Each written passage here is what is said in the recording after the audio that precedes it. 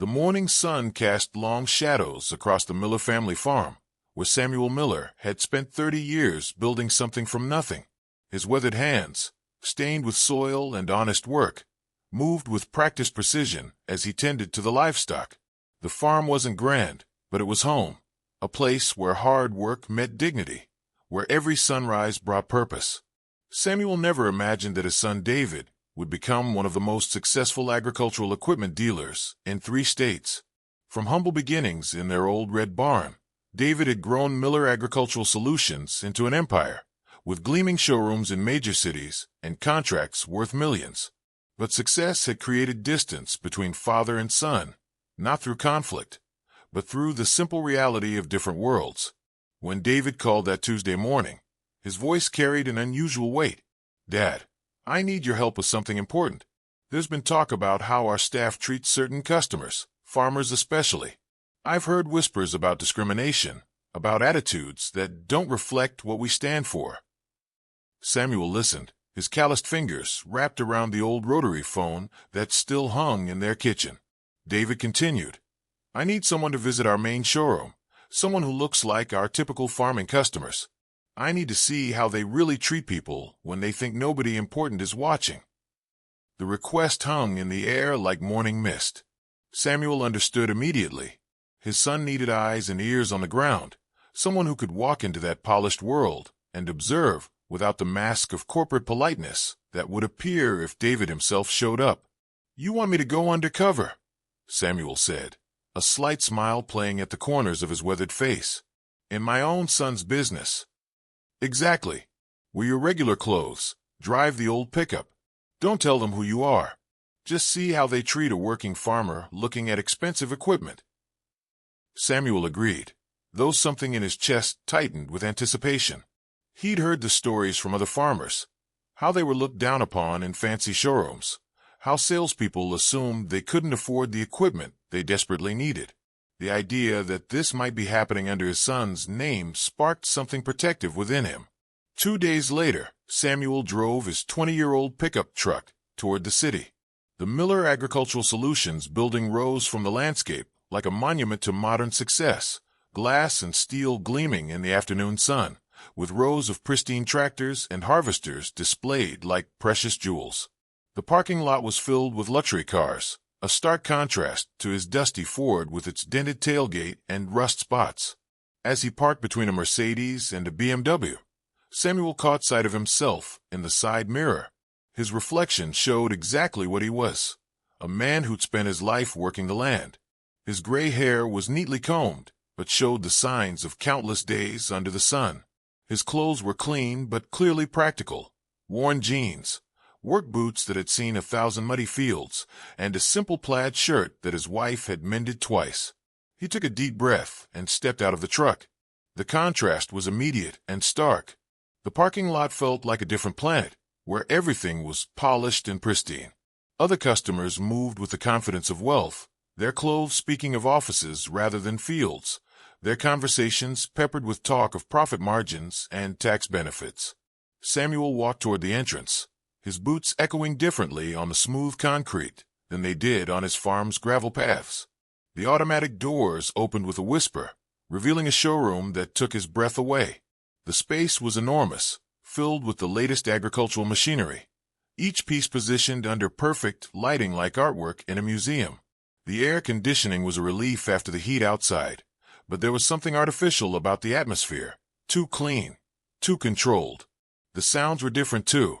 No birdsong, no rustling leaves, just the hum of climate control and the distant murmur of business conversations. As Samuel stepped inside, he noticed the immediate shift in attention. Conversations paused, eyes turned his way, and he could feel the weight of judgment settling on his shoulders like morning frost. He wasn't paranoid. He'd experienced this before in banks, in feed stores when corporate buyers visited, in any place where his appearance immediately categorized him as just a farmer. But this time was different. This time, he wasn't just Samuel Miller the farmer. He was Samuel Miller, father of the man whose name was emblazoned across the building's facade. The irony wasn't lost on him. He was about to discover how his son's employees truly felt about people like him. He moved slowly through the showroom, his trained eye appreciating the machinery, despite the uncomfortable atmosphere. These were tools he understood, equipment that could transform a farm's productivity. But the pristine environment felt like a temple where he wasn't sure he was welcome to worship. The stage was set for a confrontation that would reveal truths about respect, dignity, and the dangerous assumptions people make based on appearances. Samuel Miller was about to learn something profound about his son's business, and his son's employees were about to learn something they would never forget about the quiet farmer who had just walked through their doors. Samuel moved through the showroom with the careful gait of a man who knew expensive machinery when he saw it. His eyes, trained by decades of evaluating equipment, assessed each piece with professional interest. The tractors were magnificent, modern marvels of engineering that could revolutionize any farming operation. Yet with every step, he felt a weight of scrutiny from the sales staff. Near a massive combine harvester, two salesmen stood in pressed suits, their conversation flowing around quarterly projections and commission targets. Samuel approached slowly, genuinely interested in the specifications displayed on a nearby placard. The machine represented the kind of upgrade that could save weeks of harvest time, the kind of investment that separated successful farms from struggling ones. "Excuse me," Samuel said politely to the nearest salesman, a young man with perfectly styled hair and shoes that had never seen mud. "Could you tell me about the grain capacity on this model?"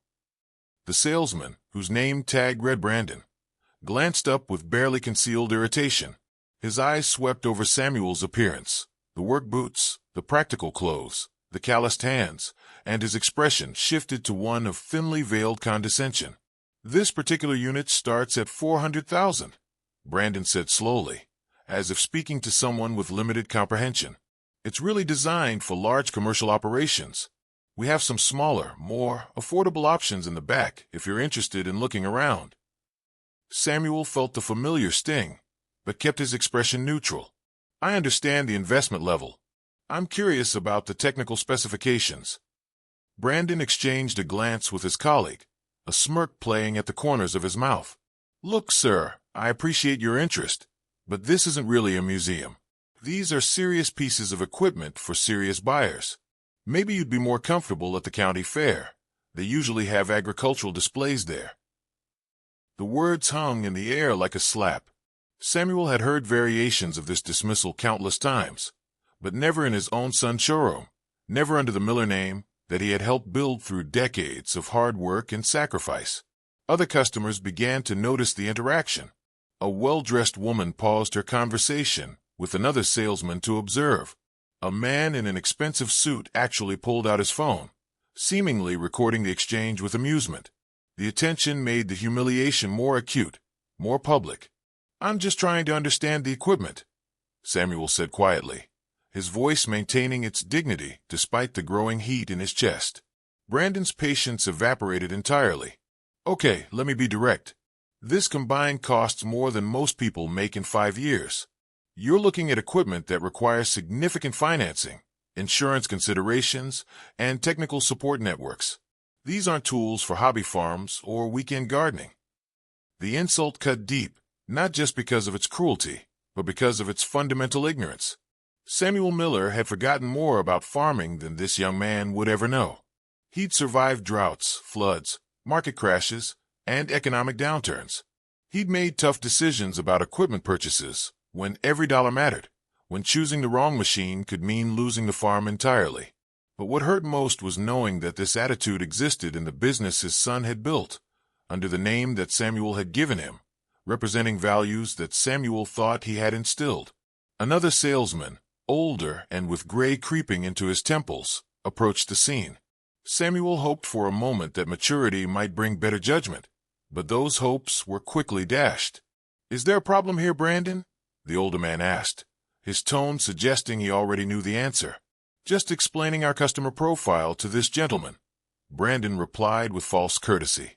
"I was suggesting he might find what he needs at a different type of establishment." The older salesman, whose name tag identified him as Rick, nodded knowingly.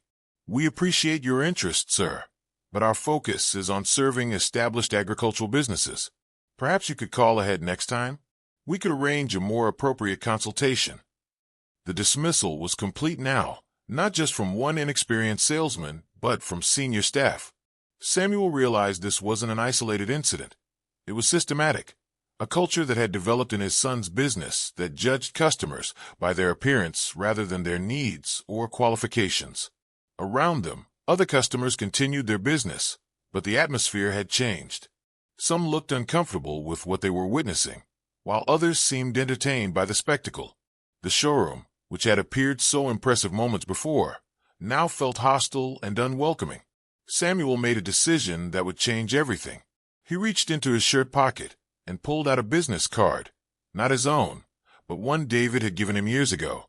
It was simple, elegant, with the Miller Agricultural Solutions logo and David's direct contact information. "I think," Samuel said calmly, "that Mr. Miller would be very interested to hear about how his customers are being treated in his showroom." Brandon laughed outright. "Mr. Miller? You think you can just name-drop the owner? That's rich. David Miller doesn't have time for every farmer who wanders in here pretending to be a serious buyer." The laughter spread to Rick and even to some of the observing customers.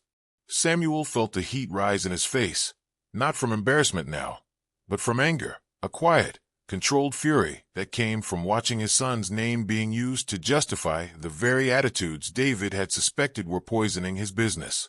Samuel pocketed the card and turned to leave, but as he walked toward the exit, he heard Brandon's voice carrying across the showroom. "Some people just can't accept their place in the world. Probably never seen that much money in his whole life." The words followed Samuel out into the parking lot, where the afternoon sun felt different now, harsher, more unforgiving. He sat in his old pickup truck for several minutes, his hands gripping the steering wheel, processing what had just occurred. His phone rang. It was David. "Dad, how did it go? What did you learn?" Samuel was quiet for a long moment, looking back at the gleaming building that bore his family's name. When he finally spoke, his voice was steady but heavy with disappointment. "Son, we need to talk. And you need to come to your showroom. Today." David Miller's voice carried concern through the phone. "Dad, what happened? You sound upset doesn't begin to cover it," Samuel replied, still sitting in his pickup truck outside the showroom. The afternoon sun cast long shadows across the parking lot, but inside Samuel's chest, a different kind of darkness was gathering. "Your employees just spent 20 minutes making it clear that farmers aren't welcome in their own equipment showroom." The silence on the other end of the line stretched until David finally spoke. "Tell me everything." Samuel recounted the encounter, his voice steady but filled with the quiet disappointment of a man who had seen something precious tarnished. With each detail, Brandon's condescension, Rick's dismissal, the laughter of customers, David's breathing became more controlled, the kind of control that preceded storms. "Stay right where you are, Dad. Don't leave. I'm 20 minutes away." "David, you don't need to." "Yes, I do. This is exactly what I was afraid of, and now I know it's real. They humiliated my father in my own business. That ends today." The line went dead, leaving Samuel to wait in the growing heat of the truck cab. Through the showroom windows, he could see the normal bustle of business continuing. Salespeople attending to customers, deals being negotiated, the everyday flow of commerce that looked so professional from the outside, but now felt corrupted by what he'd experienced. 23 minutes later, a sleek black sedan pulled into the parking lot with purposeful speed. David Miller emerged, his face set in lines that Samuel had seen only a few times in his son's life, usually when someone had threatened something David cared about deeply. David was 42 now, successful beyond anything Samuel had dared dream when they'd worked together in the old barn.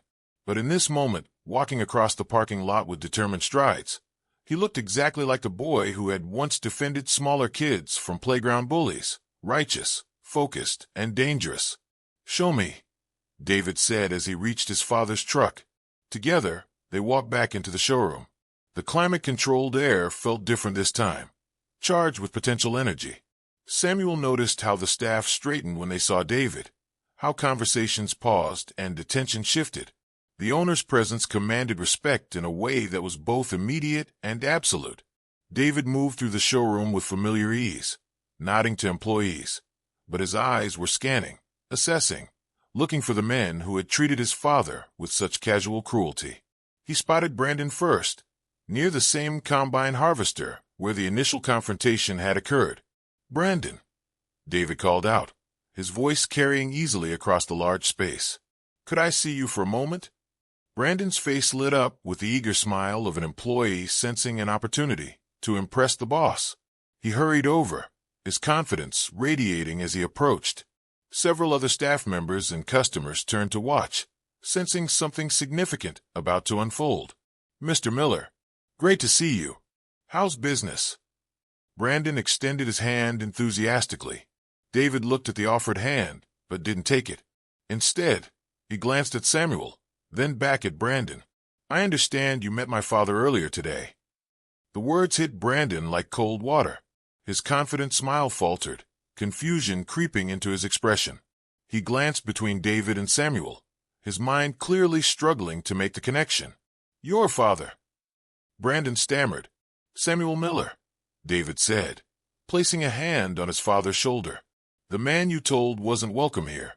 The man you suggested belonged at a county fair instead of in a serious equipment showroom. The man whose name is on this building because he taught me everything I know about farming, about business, and about treating people with respect." The color drained from Brandon's face as the full weight of his mistake crashed down on him. Around them, the showroom had gone completely quiet. Customers stopped their conversations, other employees froze in place, and even the background music seemed to fade into nothing. Rick appeared from across the showroom, drawn by the tension. When he saw David and Samuel together, his confident stride faltered. He had been in the business long enough to recognize the moment when everything changes, when careers end and reputations crumble. "Rick," David said, turning his attention to the older salesman, "you were there too. You supported Brandon's assessment that my father wasn't the right kind of customer for our business." Rick opened his mouth to speak, but David raised a hand to stop him. "Let me tell you about my father," David continued, his voice carrying to every corner of the showroom. "He farmed 800 acres for 30 years. He taught me to evaluate soil, to understand weather patterns, to make equipment decisions that could save or destroy a harvest. He worked 18-hour days during planting and harvest seasons. He mortgaged everything he owned to help me start this business when no bank would give us a loan." The silence in the showroom was absolute now, heavy with the weight of truth and judgment. "More importantly," David went on, "he taught me that you judge a person by their character, not their clothes, by their knowledge, not their bank balance, by their integrity, not their appearance. Those are the values this business was built on, and they're the values I expected every employee to uphold." Brandon finally found his voice, though it came out as barely more than a whisper. "Mr. Miller, I didn't know. He didn't say. He shouldn't have had to say anything." David's voice cut through the excuse like a blade.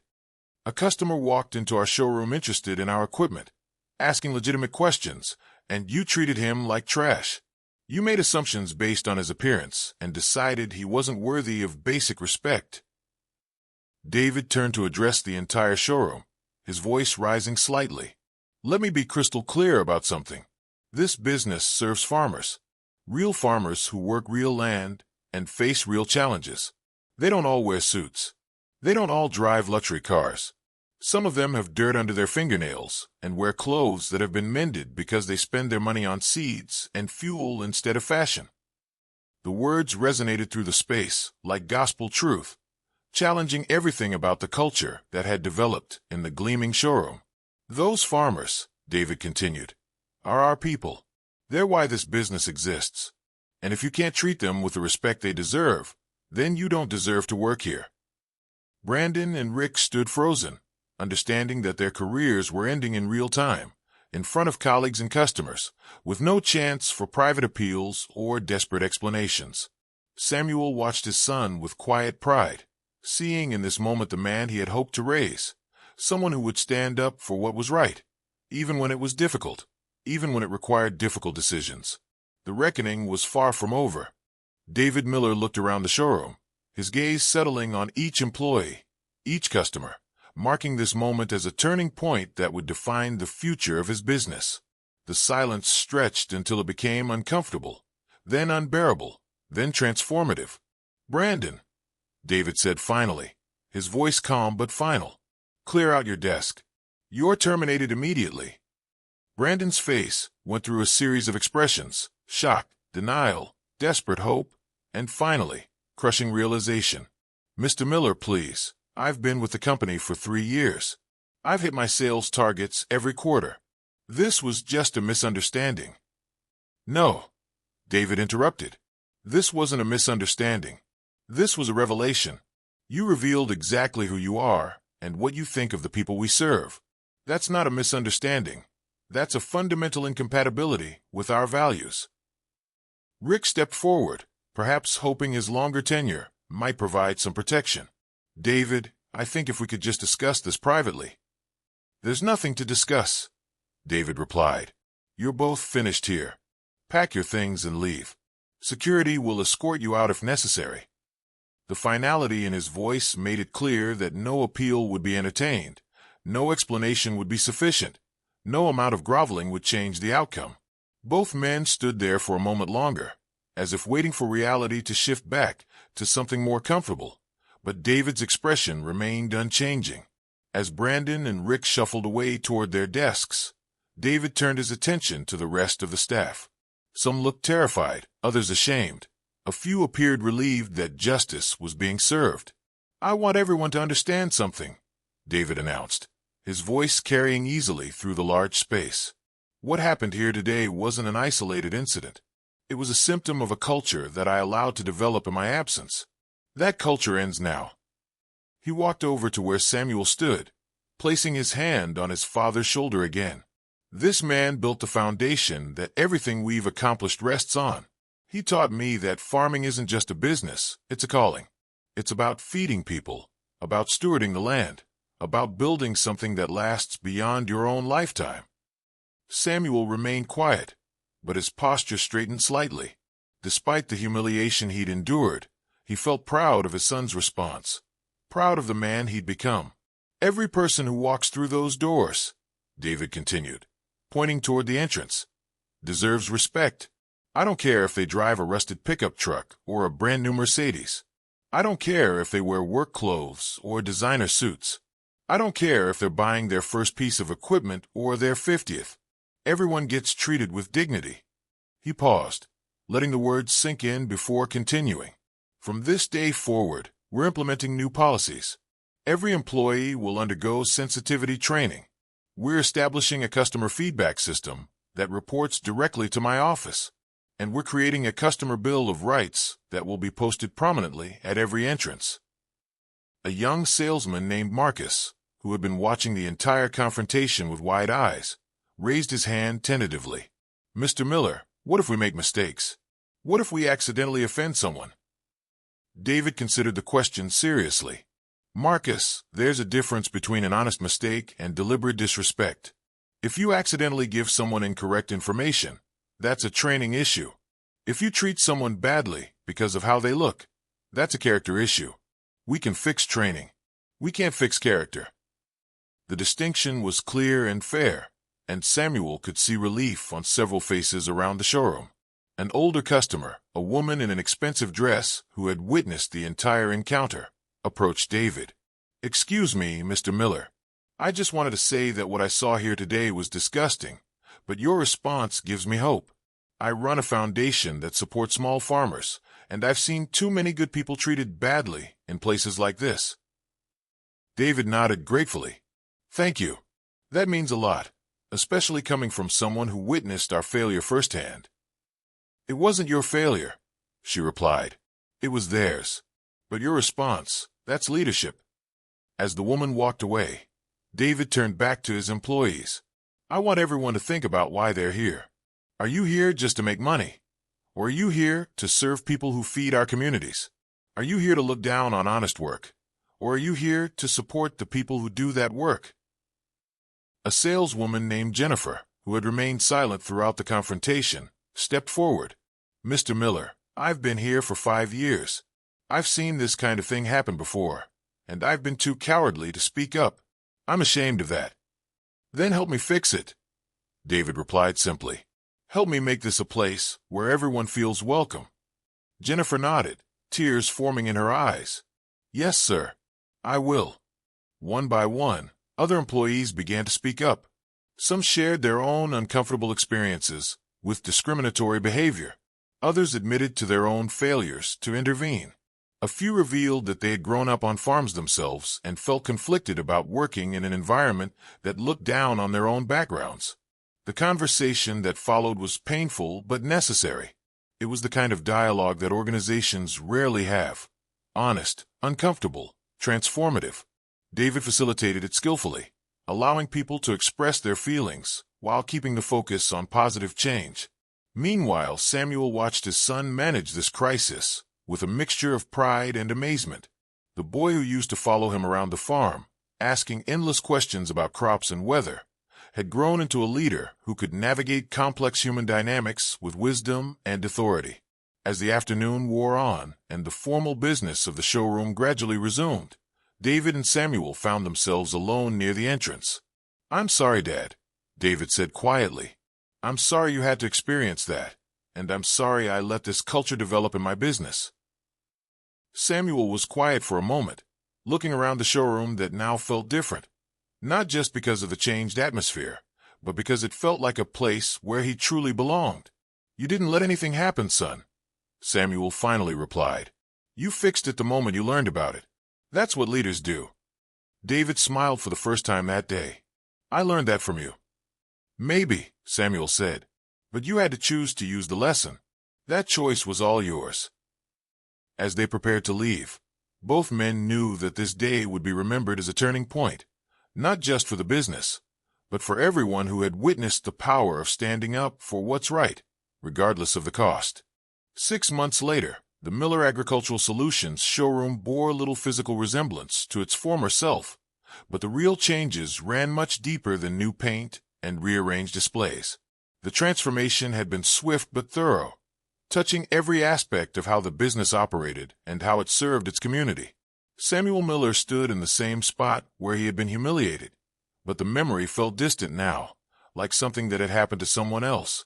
The showroom hummed with respectful conversation, genuine laughter, and the sounds of productive business being conducted between people who saw each other as equals. The customer bill of rights that David had promised was prominently displayed at every entrance, written in simple, clear language. Every customer deserves respect, regardless of appearance, background, or the size of their potential purchase. Our job is to serve farming communities by providing excellent equipment and service to everyone who walks through our doors. Jennifer, the salesperson who had admitted her previous cowardice, approached Samuel with a warm smile. She had emerged as a leader in the cultural transformation, becoming the employee advocate who helped implement the new policies and training programs. "Mr. Miller," she said, "there's someone I'd like you to meet." She gestured toward a young Hispanic man in work clothes who was examining a mid-sized tractor with intense interest. His hands moved over the machine with the familiarity of someone who understood equipment, but his expression showed the careful consideration of someone making a significant investment.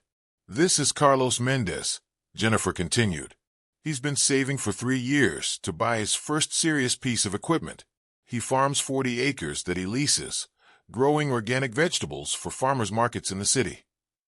Samuel approached Carlos with genuine interest. 40 acres can be plenty if you know what you're doing. What crops are you focusing on?" Carlos's face lit up as he began describing his operation, the challenges of organic certification, the relationships he'd built with restaurant owners in the city, his plans to expand into specialty herbs. As they talked, Samuel found himself genuinely impressed by the young man's knowledge and dedication. "He's exactly the kind of farmer we should be supporting," Jennifer said quietly to Samuel. 6 months ago, he would have gotten the same treatment you did. Now he's working with our financing department to structure a purchase that fits his cash flow. The conversation was interrupted by David's arrival. He had made a point of visiting the showroom regularly since the incident, not to micromanage, but to maintain the cultural changes through his presence and attention. "Dad," David said, joining the group. I see you've met Carlos. He's going to be one of our success stories.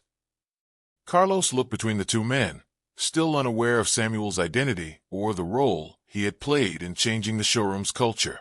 To him, Samuel was simply a knowledgeable farmer offering advice and encouragement. Your father knows his stuff, Carlos said to David. He's been giving me some ideas about crop rotation that I hadn't considered. David smiled. He usually does. He taught me most of what I know about farming. The interaction was natural, respectful, and productive, exactly what David had envisioned when he set out to transform his business. But the real test came when Marcus, the young salesman who had asked about honest mistakes, approached with news. Mr. Miller, Marcus said, addressing David, we just had an interesting situation. A customer came in asking about combines, but when I started showing him our options, he admitted he was just curious. Said he couldn't afford anything like that, but wanted to understand the technology. 6 months earlier, such a customer would have been dismissed or politely redirected elsewhere. What did you do? David asked.